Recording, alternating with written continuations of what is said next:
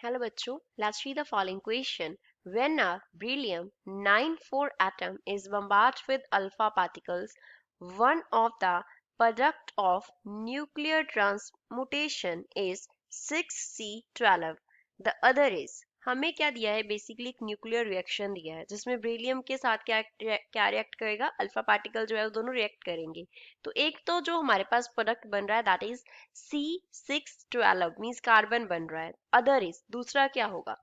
-1E0 means electron होगा H11 means hydrogen atom होगा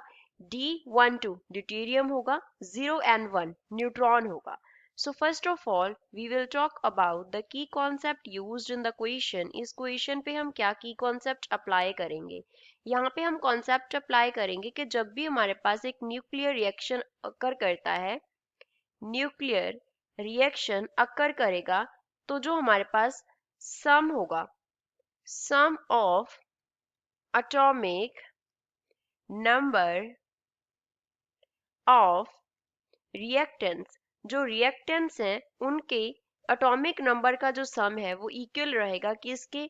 सम of atomic number of products atomic number of products जो products बनेंगे उनके atomic number का sum equal होगा किसके sum of atomic number of reactant से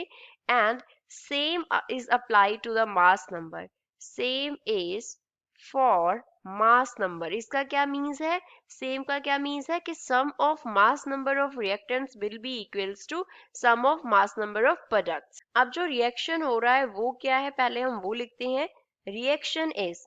ब्रिलियम बना लेते हैं पहले तो इसका मास नंबर है 9 एंड एटॉमिक नंबर है 4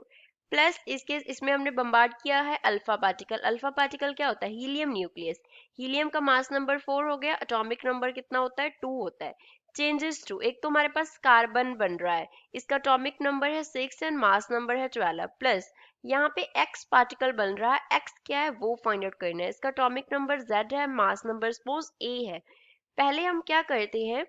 एटॉमिक नंबर का कॉन्सेप्ट अप्लाई कर देते हैं एटॉमिक नंबर तो लेफ्ट हैंड साइड पे क्या है रिएक्टेंट्स है रिएक्टेंट्स के एटॉमिक नंबर का सम that is 4 + 2 will be equals to sum of atomic number of products that is